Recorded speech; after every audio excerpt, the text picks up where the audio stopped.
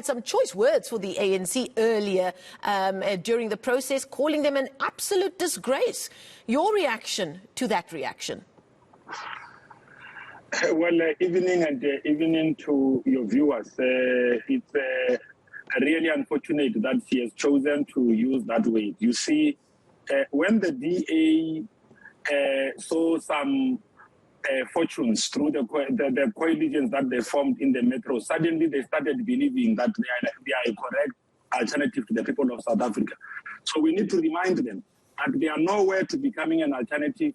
They will never be able to occupy the seat of governance, at least in this country, at a national level. All of these gimmicks, they've tried them over the years, and they've always fallen flat, regardless of how many times they could be supported by others in the opposition benches. The ANC program is quite clear on how it seeks to drive the transformation of this country, which is all-encompassing, includes everyone, black and white. We are aware of some of these opportunistic machinations of people who think that they can, through backdoor, take away a party that was put into power through the will of the majority. People went in their millions to vote for the African National Congress to occupy the seat of government in the Republic of South Africa. So it is not going to be easy that through some frivolous motion of no confidence, you could be able to alter power in the same way that the one brought by ATM is going to fall flat. I mean, ATM is a stillborn. Before we get to that motion of no confidence, let's deal with what happened today. The other thing that was pointed out by the opposition parties was that after the voting process took place in the motion of no confidence in the cabinet, they told everybody to look at the fact that when the cameras were turned on, they said a large number of the ANC members of parliament were all gathered together in one room, in a hotel or in a conference room somewhere. Is there any truth to that? And why would that be the case? Well, these are plots. I have heard of this earlier in the day. Members of the ANC, especially those that were deployed in parliament, are not young kids. They are comrades of the African National Congress, loyal and trusted cadres of our movement. They know what responsibility they are expected to execute when they are in parliament. You mustn't worry when you see members of the ANC together. There is a great sense of camaraderie. We are not like these parties where all blacks that were at least something promising in those parties are resigning. Look at how many black leaders have left the DA in the recent past. That should worry the DA. It means that there is a growing lack of confidence being expressed by those black brothers and sisters who are in the Democratic Alliance. It means that they are not being given a voice to be able to express themselves. Now, to try and think that you can now earn relevance by lying to the public, that members, so basically you are saying that we are frog marching our own cadres to be able to do what they're expected to do. I mean, members of parliament, even if they are not together, they know what is expected of them.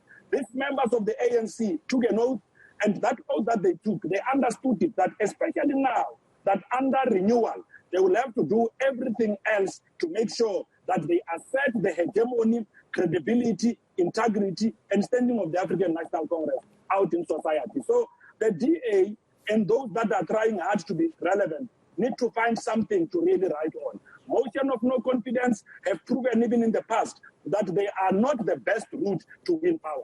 If you want to win power in this country, do what we do. Go door to door, present your program of action in the form of a manifesto, reassure people of the things that you have done over time to be able to drive and champion transformation. This is what the African National Congress has been doing. And we are not about to move our eyes away from the ball. Actually, every time they put on these motions of no confidence, they reinforce the ability of the ANC to stand together as one.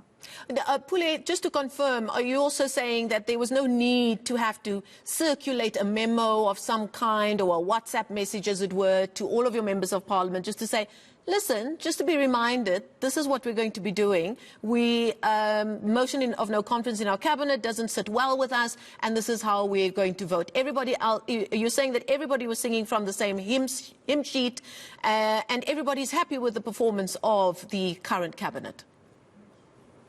at least from the ANC, everyone is happy. But I must not destined to mention that how the ANC communicate with its caucus, the ANC caucus runs its communications, cannot be altered for purposes of machination.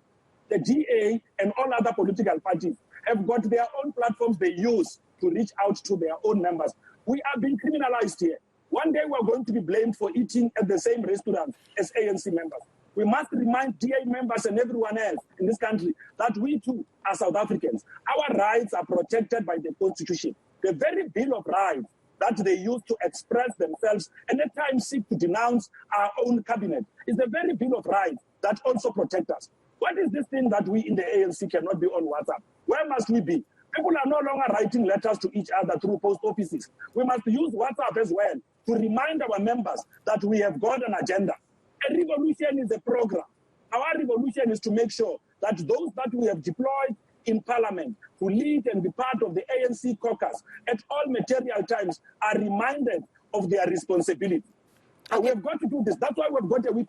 Why do we have a chief whip when Comrade Penny cannot play that role? Why are you taking away her powers?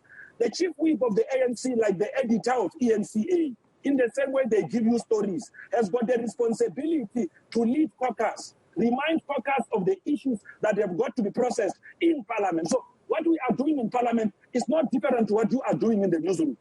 The chief whip leads caucus in the same way that the editor writes diary and then say this is what is going to be happening. We do the same. We are quite organized in that way. We have got processes. We don't just have MPs of the ANC running into Parliament. There is no process, no briefing and all of that. The purpose of caucus is to be able to make sure that in formulating our position, because we are a political formation that is self-respecting, our members then understand that this is the line that the organization is taking. You see, in the organization, we've got something called the party line.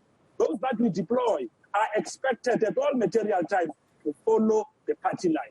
Okay, Pule, I need to stop you there. I need to squeeze in one quick question before I let you go. Just one quick question, and I don't have much time for you to answer it. Just to throw forward very quickly, the postponement of the motion of no confidence against the President, the ATM earlier asking Parliament to halt proceedings pending judicial review of the matter. Now, whether it went ahead today or it does after this judicial review, I'm pretty sure you feel confident that you'll be able to defeat that motion as well. Well, in fact, it's not just going to be a win. This one is going to be a technical knockout, TKO. We're going to win even before we start. These ones are still bonds. Okay, you know, Pule, I'm going to leave you at that word. In Parliament. Okay, you know, so we are certain that we'll emerge victorious. Okay, Pule, thank you so much. ANC spokesperson Pule Mabe, really getting going there, live to us there from here in Johannesburg.